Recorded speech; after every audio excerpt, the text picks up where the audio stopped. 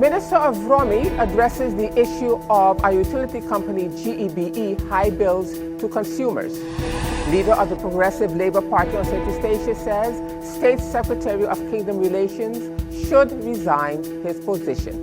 But first up, Prime Minister of St. Martin thanks the 11 ESF coordinators and others for their unwavering commitment. Those are the headlines for Wednesday, June the 3rd, 2020.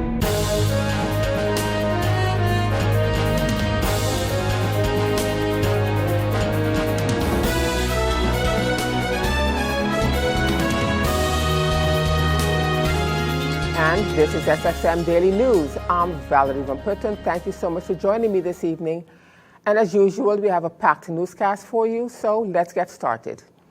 In our first story, as the island continues to move through the third phase of reopening, which began on Sunday last, and as businesses are trying to adjust, Prime Minister of St. Martin, the Honorable Sylvania Jacobs, at the weekly Council of Ministers press briefing this morning, Wednesday, June the 3rd, she took the opportunity to thank the 11 ESF coordinators, task force, and support teams for their unwavering commitment. The Honorable Prime Minister also thanked the Governor and the multidisciplinary task force and all who played a great role. I will take this opportunity also through this press briefing to thank the 11 emergency support functions ESF coordinators, especially the multidisciplinary task force that were the key ESF coordinators and their support teams, all the support teams, the disaster coordinator Clive Richardson and the EOC back office for their unwavering commitment in shaping the decisions and advising me moving forward back then about the decisions needed that enabled St. Martin to collectively, together as one, contain the spread of COVID-19.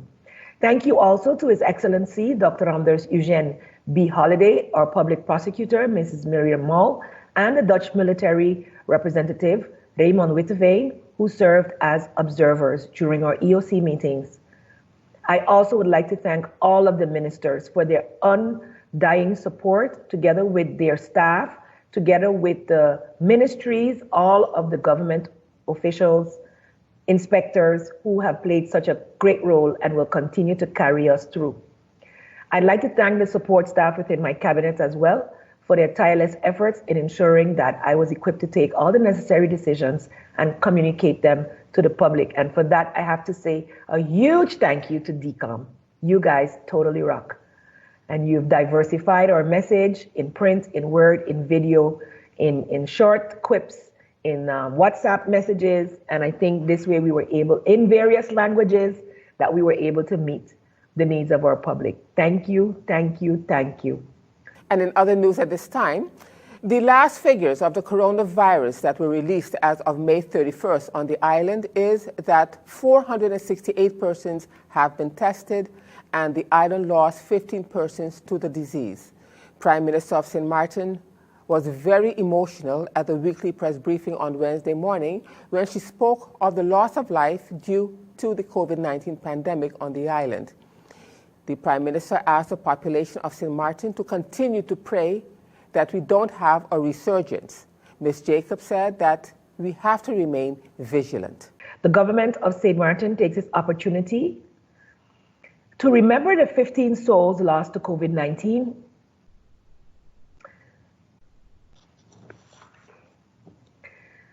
and to pray for strength and courage for the families, loved ones and friends who are left to mourn. We wish the patient still in hospital and still COVID positive at this moment, as well as his family, much strength and love as you cope during this most difficult period. Our prayers remain with you, and I ask the population of St. Martin to continue to pray that we do not have a resurgence and that we never have to feel this way again for another patient.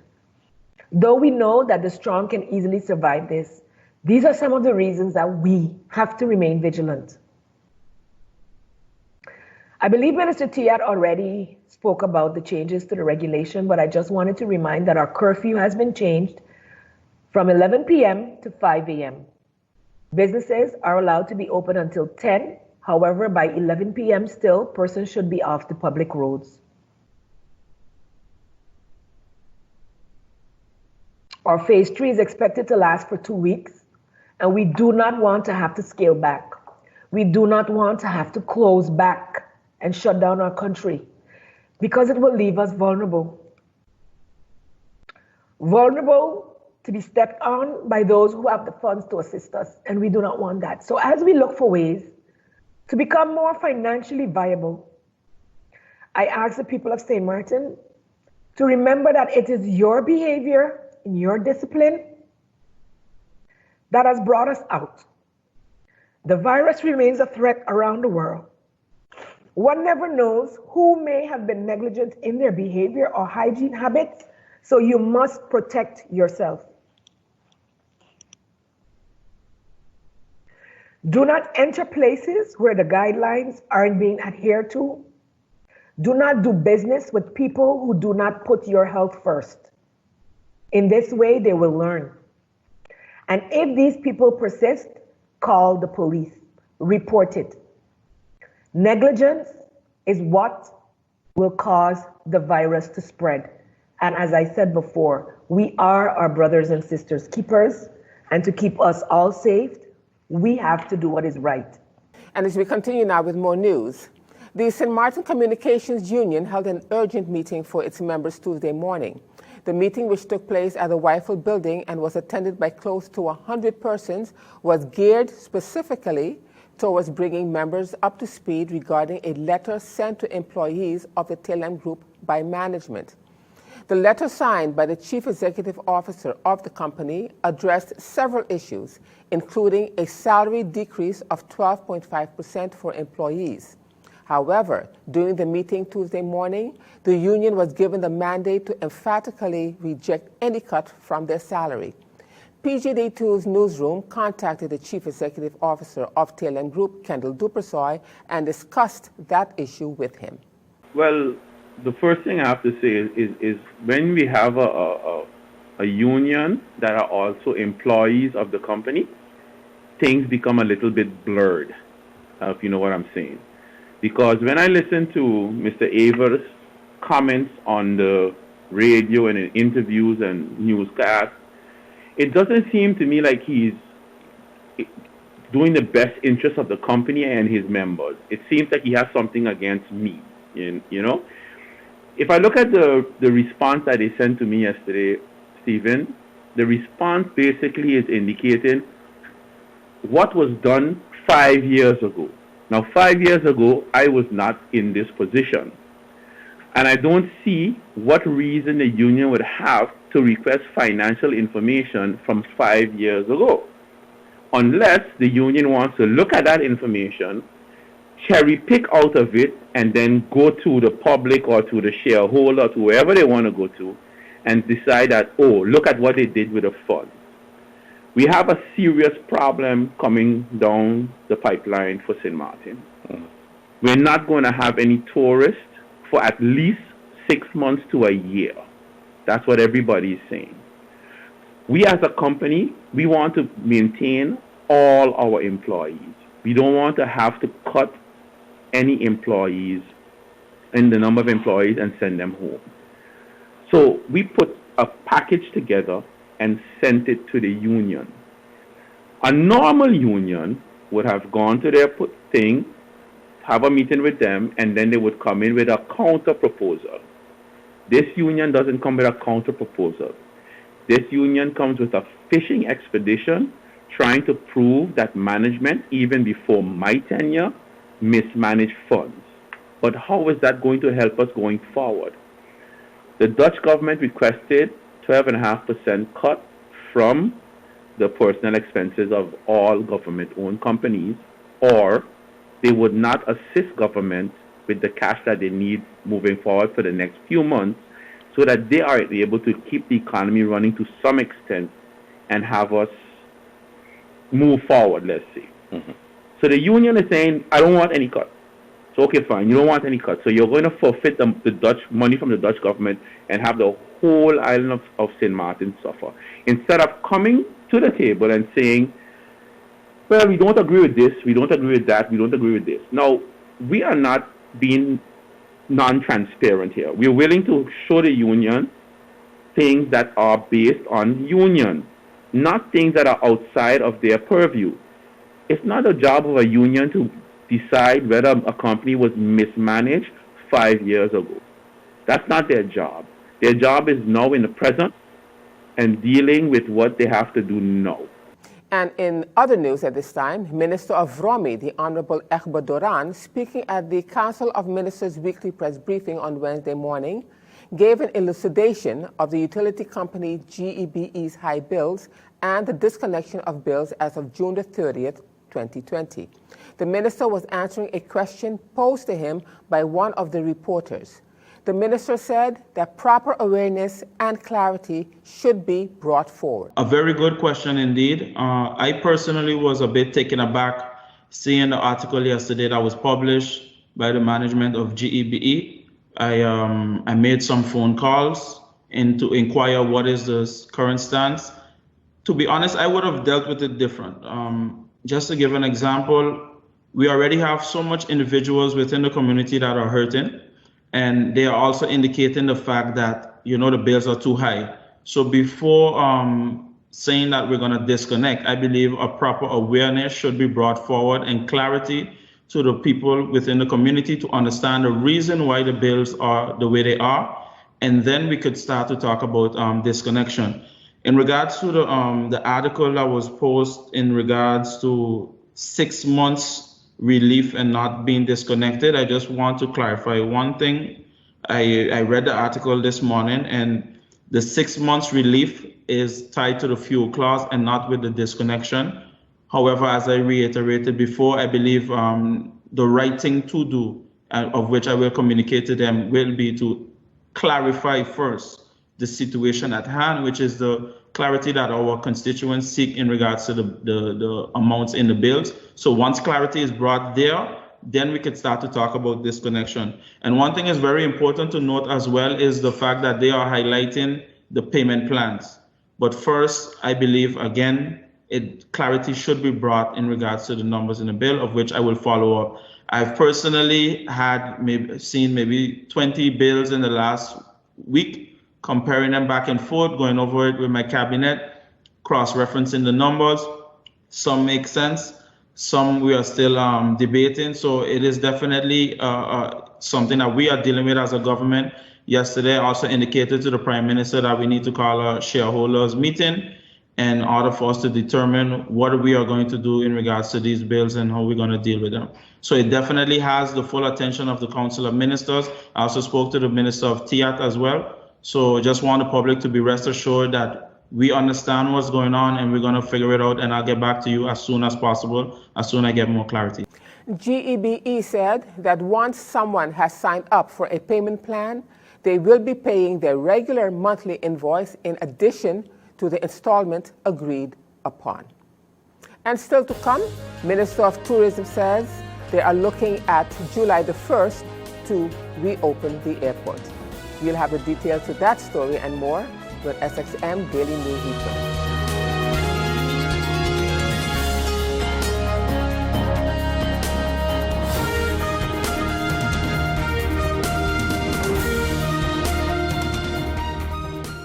GEBE has been faithfully serving the communities of St. Martin, powering your home and our economy. Come rain or shine, our qualified team of professionals are working hard 24 hours a day to provide you and your family with safe, reliable electricity and water. We use the latest technologies and test our products daily to maintain the highest international standards. Our friendly staff is always there to assist you, whether in person, over the phone, or online. We are committed to constantly improving our products and services, making them more efficient, effective, and environmentally friendly to serve you better today and our next generation of clients tomorrow. GEBE, powering a brighter future. Our friend Megawati is here with tips to save you energy. 1. Turn your airco temperature up. 2. Use a ceiling fan instead. 3. Buy energy-saving products. Save some green with NVGEBE. And as we continue now with more news, in news out of St. Eustatius at this time, leader of the Progressive Labour Party on St. Eustatius, former Councilman Clyde Van Putten, is calling on the State Secretary of Kingdom Relations, Raymond Knops, to tender his resignation. According to Mr. Van Putten, in light of recent revelations implicating the Dutch State Secretary in a questionable land deal, he should do the right thing and step down from the post. Speaking to PGD2's news department, the former Statia councilman further explained. Well, indeed, I have called on the State Secretary to tender his resignation, and it has to do with recent revelation where the State Secretary would have benefited from a so-called land deal where it involved the construction of a personal house in Hengersum in Limburg in the Netherlands. And it also further stated that apparently the State Secretary would have benefited several thousands of euros. I came to this conclusion because, as you know, constantly we are hearing from politicians such as the State Secretary himself and other senior government officials, including members of the lower house of parliament and also ministers in the Dutch government, who is constantly pointing fingers at politicians in the Dutch Caribbean. And they are doing so in a general way, and very often, without the necessary proof, to be able to substantiate the very different accusation that from time to time that they level against us. And I am saying that if you are accusing others of doing something, and then it became clear that you are involved in these type of unethical and blatant, corruption, then I believe that one should draw the conclusion. As I indicated in the release, it is like I saying to my son, do what I say, but don't do what I do. And I believe that whenever, these type of blatant, unethical situation present itself on the part of the Dutch, I believe we need to call them out for what it is. Because again, I'm saying constantly, they are generalizing in their accusations whenever they need to assist the island in whichever form. They get in meetings. I know that those who listened to the meeting of the Dutch Parliament over a week ago, where they were dealing with this whole issue for the necessary assistance for the three countries within the Dutch Kingdom. We took note of the serious accusations that was put forward by several members of the Dutch Lower House of Parliament. And I must say that from that discussion, basically the very same State Secretary would have actually supported a number of the accusations that came forward. So again, I'm saying you cannot be doing one thing, you understand, and accusing others for something different that you don't have the necessary, proof and evidence, and then you find yourself in these type of unlawful practices. I call on the Dutch Parliament as well to assume its responsibility, its oversight responsibility. And while it is true that the State Secretary at the time was a member of the lower house of Parliament, at this point in time where the revelation came out, he is now in the position of State Secretary. I believe it sends a very, very bad impression, a very bad image for the national life within the kingdom.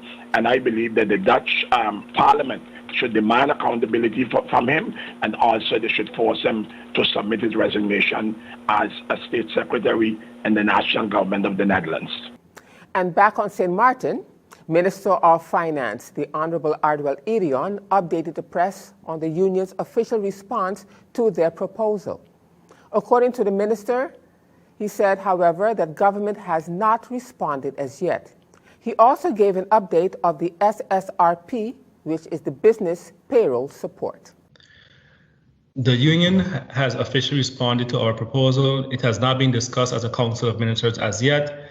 I appreciate the union leaders understand the terms we are placed under and working with us while we still are working in the best interest of those that we represent. I will now give a brief update on the SRP.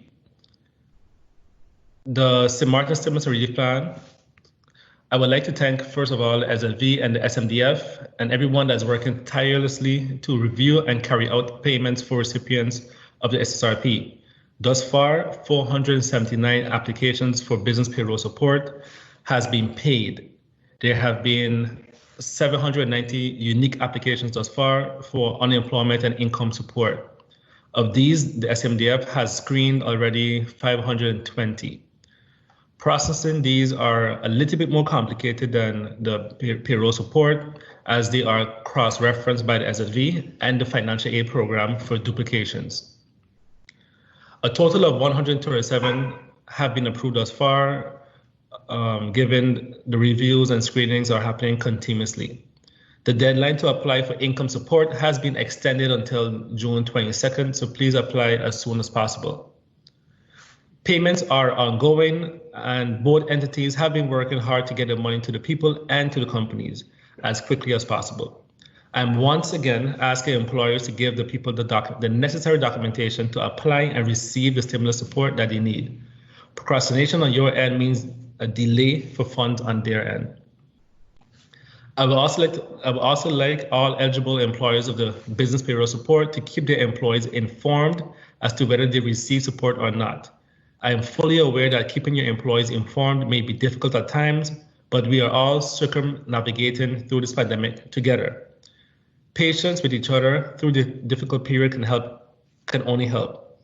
With that being said, I would like to implore employers to pay employees as soon as the funds are received. The financial squeeze this virus has put on us makes payments a time-sensitive matter. Also, having money circulating in our local economy gives everyone an opportunity to earn. This is why it was necessary to execute the stimulus and relief plan. I would also like to remind eligible employers of the business payroll support. Government is there to help subsidize a maximum of 80% of your payroll. This provision is given to the employer to help fulfill their labor contract with the employees, instead of laying off employees. Enroll as soon as possible. The deadline for the business lockdown payroll support is extended until June 5th, this Friday. And in other news, Minister of Tourism, the Honorable Ludmila de Weaver, said that the island is looking at July the 1st, 2020, as the earliest date that they can open the airport. This is because one of the issues is that countries have been premature with their openings of their airports and subsequently have had to cancel because of stringent conditions and requirements that were placed on their visitors. She also elucidated on the reopening of businesses on the island. As we continue to move through our third phase of the reopening of the island, it is important for me to announce that St. Martin is looking at July 1st as the earliest date that we can open the airport. There is an internal deadline of June 15th where any required guidelines on visitors coming to the island will be finalized and communicated to all stakeholders. One of the issues that has been happening throughout the region and globally is that countries have been premature with their opening of their airports and subsequently ended up canceling flights because of stringent conditions and requirements they were placing on their visitors. What the other part that we are looking at for the airport currently is to allow travel between our sister islands, namely Saba, Statia, Curacao, Bonaire, Aruba, as well as Anguilla and St. Bart's. In the next phase of it, up until that point that we open the airport, we'll be looking at travel between islands that are considered COVID-19 free. This is now currently being worked on. In regards to the de-escalation of the businesses and the reopening of the additional entities, the guidelines have been published for several entities in the phase 3. Now turning to our weather forecast for June the 3rd, 2020, a tightening pressure gradient across the region will produce gentle to moderate winds across the region. Shallow pockets of moisture in the wind flow may cause a few brief showers from time to time. Slight to moderate seas are expected with waves peaking near 6 feet. Tropical storm Cristobal moving inland over eastern Mexico. This system poses no threat to St. Martin. So the outlook through Friday midday, fair to partly cloudy with a brief local shower possible. Now let's turn to your 3-day forecast.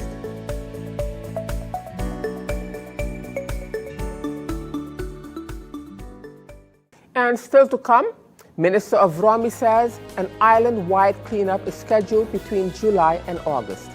We'll have the details to that story and more when SXM Daily News returns.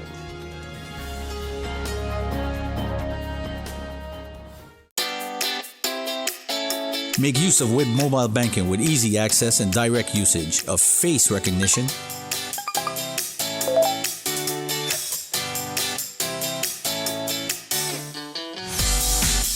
PIN code,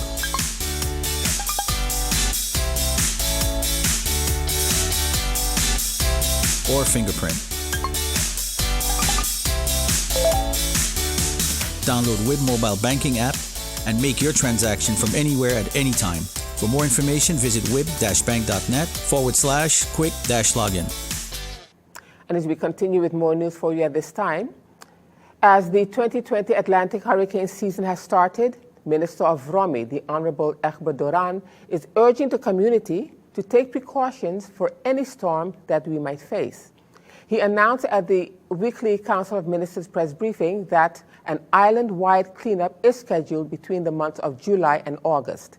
The minister also honored the frontline workers recently and again thanked them for their help, which at times, he says, is unappreciated. We would like to urge the community to take the necessary precautions for any storm that we might face. The ministry has recently published an article regarding the 2020 hurricane cleanup, which is scheduled to take place between the months of July and August. I would like to advise everyone to take notice of the schedule that will be published for the hurricane cleanup and use the opportunity to dispose of unwanted items that can prove to be a hazard in the event of a storm. This cleanup will be rounded off right before the peak of the hurricane season and will also be continued. Last week, Friday, May 29th, the Prime Minister and my colleague ministers and myself honored many frontline workers for their hard work during this pandemic and their dedication as well.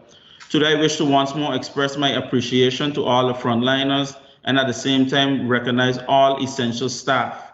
I wish to recognize you for the hard work and the long hours that you put in, taking care of those around you, even though many times are unappreciated. And still to come, Director General of the WHO gives an update of the COVID-19 cases worldwide.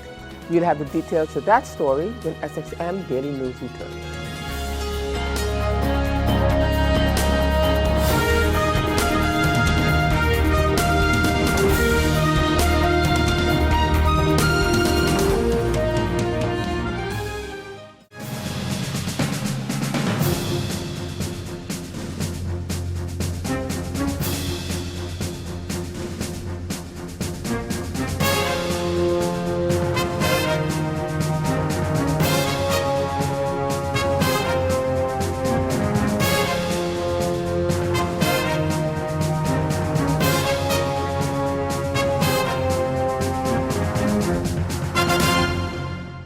And as we end this edition of SXM Daily News for this evening, Director General of the WHO, Dr. Tedros Ghebreyesus, gave an update of the COVID-19 cases worldwide. The Director General was at the time speaking at a press conference which was held on June the 1st, 2020. The Director General says that there are more than 6 million cases worldwide, and globally we have lost more than 370,000 people to the virus. We now have more than 6 million cases of COVID-19 across the world and have lost more than 370,000 people to the virus.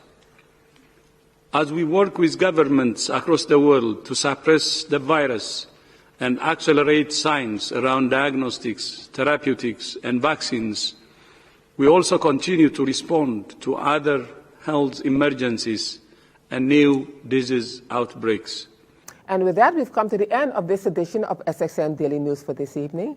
Thank you so much for joining me. I'm Valerie Van Putten, and just a reminder that this and other programs are available online. Simply log on to stmartinmediacenter.com for viewing. And on behalf of the SXM Daily News team, we thank you for watching and plan on meeting you right back here again tomorrow.